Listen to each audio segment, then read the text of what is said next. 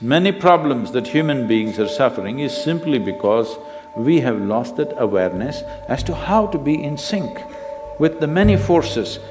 If you become in rhythm with life, you will also wake up somewhere after 3 a.m.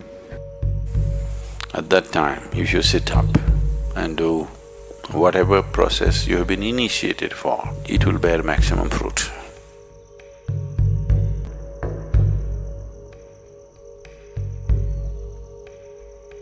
In the way the planet is spinning and what is happening, something very fundamental changes somewhere between 3:20 to 3:40.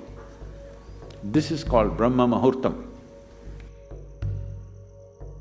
This is relevant only up to 33 degrees latitude.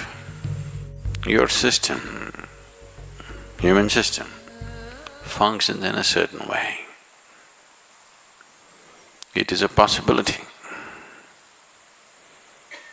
So, there has been an awareness about making use of this possibility.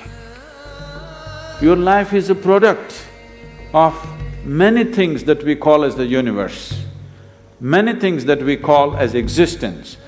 So we are a consequence of a certain phenomenal happening that we call as cosmos. We are not an individual existence. So when you get in sync, certain things will happen.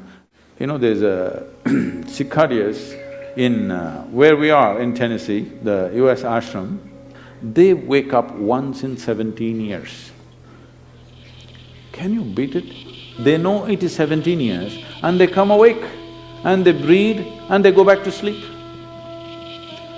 They're keeping time once in 17 years, no alarm bell anywhere.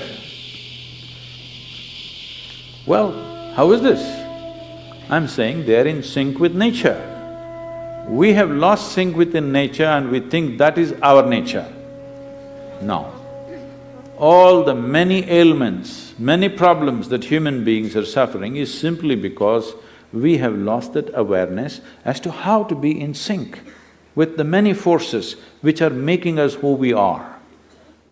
So yoga is to bring that sync so that you are in rhythm with life. If you become in rhythm with life, you will also wake up somewhere just after 3 a.m.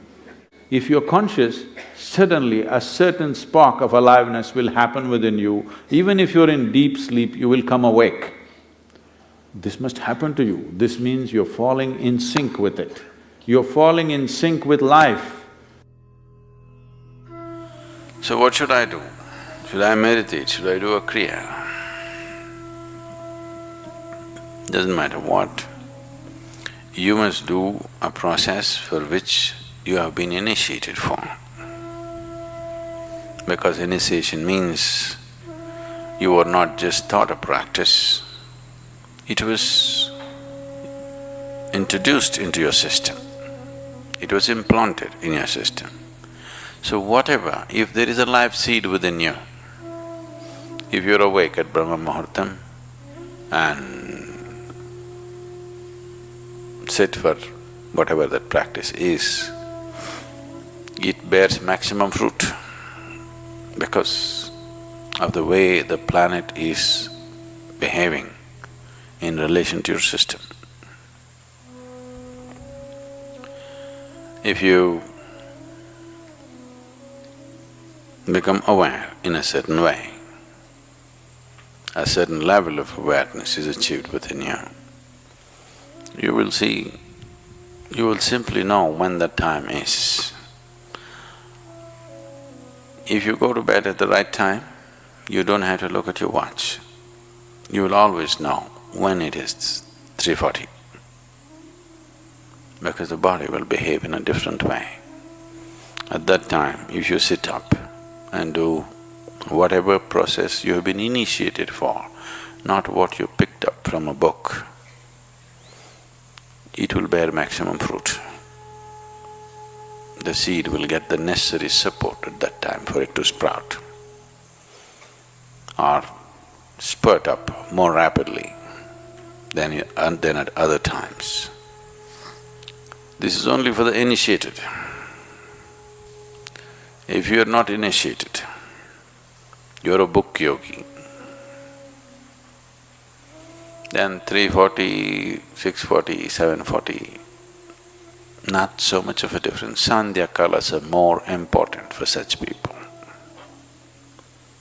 Sandhya means 20 minutes before sunrise, 20 minutes after sunrise, or 20 minutes before sunset and 20 minutes after sunset. The same goes for noon and midnight, but they're of a different nature. So these two twilights are better for the uninitiated. 3:40 is good for those who've been powerfully initiated.